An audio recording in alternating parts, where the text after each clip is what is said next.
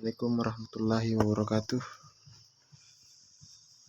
Kami dari kelompok 2 ingin mempresentasikan hasil makalah kami, yaitu dokumen tender jasa konsultansi pengawasan atau MK dengan beranggotakan atas nama Irwandi Kul Kasairin dan Nurul Adriani. Pertama-tama, definisi konsultan secara umum yang dimaksudkan dengan konsultan profesional atau disingkat dengan konsultan menurut Senson atau 1990 adalah sebagai berikut. Konsultan profesional adalah perorangan atau perusahaan yang memiliki keahlian, kecakapan, dan bakat khusus dan tersedia bagi yang memerlukan atau klaim dengan imbalan sejumlah upah. Konsultan profesional memberikan nasihat dan seringkali membantu melaksanakan nasihat tersebut dengan dan untuk klaim. Syarat minimal yang dianggap perlu dimiliki dan diperhatikan oleh konsultan dalam upaya menjaga mutu hasil-hasil pekerjaannya antara lain: 1. Pendekatan bersifat menyeluruh atau komprehensif, berarti melihat permasalahan dari segala segi, kemudian menyuguhkan alternatif pemecahannya. 2. Didasarkan atas kenyataan atau segala sesuatu diusahakan berdasarkan fakta, bukan perasaan memudiakan, kemudian dikaji ulang akan kebenaran dan akurasinya. 3. Adanya keterkaitan atau relevansi terhadap permasalahan, kemampuan untuk mengenal hal-hal yang betul-betul ada hubungannya dengan masalah yang sedang dibahas dengan menjauhi penjelasan atau keterangan yang tidak relevan. 4. Kecakapan melihat ke depan, dapat mengantisipasi dan memperkirakan akibat dan dampak dari keputusan-keputusan yang diambil. 5. Menguasai perbendaharaan bahas yang diperlukan, kecakapan merumuskan dan mengkomunikasikan pendapatnya dengan baik. Selanjutnya, konsultansi dalam kegiatan proyek. Jasa konsultansi dalam kegiatan proyek menurut Soeharto 1995 adalah sebagai berikut. Pertama-tama, menyiapkan paket kerja atau merupakan bagian komponen lingkup kerja proyek, seperti paket pekerjaan arsitektur, engineering, analisis tanah untuk tiang panjang dan pondasi dan lain. Terdiri dari hasil perhitungan dan analisis gambar rancangan, hasil testing dan lain-lain. 2. Survei salah satu jenis proyek EMK yang selalu memerlukan survei adalah membangun jaringan radio telekomunikasi. Untuk proyek industri sering dibutuhkan survei tenaga kerja, misalnya perihal penawaran dan permintaan tenaga kerja di sekitar daerah proyek yang akan dibangun. 3. Studi dan penelitian. Studi dan penelitian tidak jarang dibutuhkan untuk mendukung bagian-bagian tertentu kegiatan proyek, misalnya bagi lokasi proyek di daerah terpencil dan belum tersedia data yang cukup. Seringkali memiliki atau kontraktor meminta jasa konsultan untuk mempelajari dan meneliti keadaan iklim atau curah hujan, arah dan kecepatan angin, persediaan air, dan lain-lain. 4. Bantuan manajemen. Bantuan ini meliputi sebagian atau seluruh lingkup proyek. Salah satu kegiatan yang telah dipraktikkan secara luas adalah konsultan manajemen konstruksi, bisa disebut manajemen konstruksi.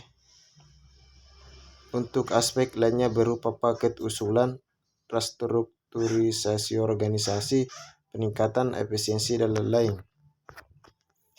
Konsultan manajemen konstruksi. Satu bentuk jasa konsultan yang memiliki hubungan unik dengan kegiatan proyek adalah konsultan manajemen konstruksi, atau dikenal sebagai Construction Management dalam rangka mendapatkan kejelasan arti maupun fungsinya.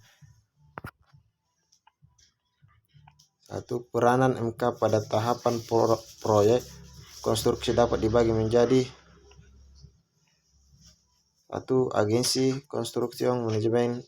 Pada sistem ini, konsultan manajemen konstruksi mendapat tugas dari pihak pemilik dan berfungsi sebagai koordinator penghubung antara perancangan dan pelaksana serta antar para kontraktor.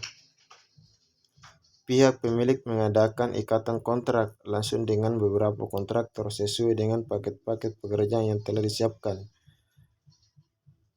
Apabila perancang melakukan jasa manajemen konstruksi, akan terjadi konflik kepentingan karena peninjauan terhadap proses perancangan tersebut dilakukan oleh konsultan perencana itu sendiri.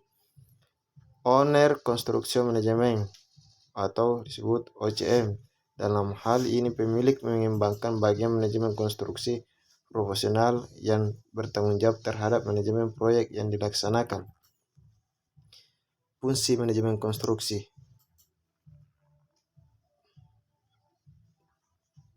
Fungsi manajemen konstruksi penerapan fungsi. Fungsi manajemen perencanaan, pelaksanaan, dan penerapan secara sistematis pada suatu proyek dengan menggunakan sumber daya yang ada secara efektif dan efisien akan mendapatkan hasil atau tercapai tujuan proyek secara optimal. 1. Perencanaan atau planning. Perencanaan adalah menentukan apa yang harus dikerjakan dan bagaimana mengerjakannya. Ini berarti menyangkut pengambilan keputusan berhadapan dengan pilihan. Mengorganisasikan. Fungsi ini berkaitan dengan usaha untuk menetapkan jenis-jenis kegiatan yang dituntut untuk mencapai suatu tujuan tertentu, mengelompokkan kegiatan-kegiatan tersebut berdasarkan jenisnya supaya lebih mudah ditangani oleh bawahan. 3. Penempatan orang atau staffing. Fungsi ini menyangkut usaha untuk mengembangkan dan menempatkan orang-orang yang tepat di dalam berbagai jenis pekerjaan yang sudah didesain lebih awal dalam organisasi. Proyek.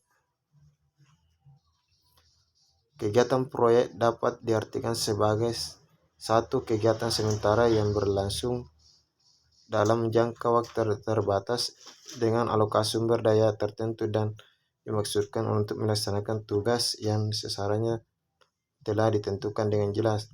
Tugas tersebut dapat berupa membangun pabrik, membuat produk baru, atau melakukan penelitian dan pengembangan. Pengendalian proyek. Proses pengendalian proyek dapat diuraikan menjadi langkah-langkah sebagai berikut. Pertama, menentukan sasaran. Sasaran berguna untuk menghasilkan produk dengan batasan mutu yang ditentukan atau jadwal dan biaya. Sasaran merupakan tonggak dan pengendalian. 2. Definisi lingkup kerja untuk memperjelas sasaran. Maka lingkup proyek didefinisikan lebih lanjut, yaitu mengenal ukuran, batas, dan jenis pekerjaan apa yang harus dilakukan untuk menyelesaikan lingkup proyek secara keseluruhan. Menentukan standar. 3. Menentukan standar dan kriteria patokan. Dalam rangka mencapai sasaran secara efektif dan efisien, perlu disusun suatu standar, kriteria, dan spesifikasi yang dipakai sebagai tolok ukur untuk membandingkan dan menganalisa hasil pekerjaan. Kesimpulan. Berdasarkan hasil penelitian dan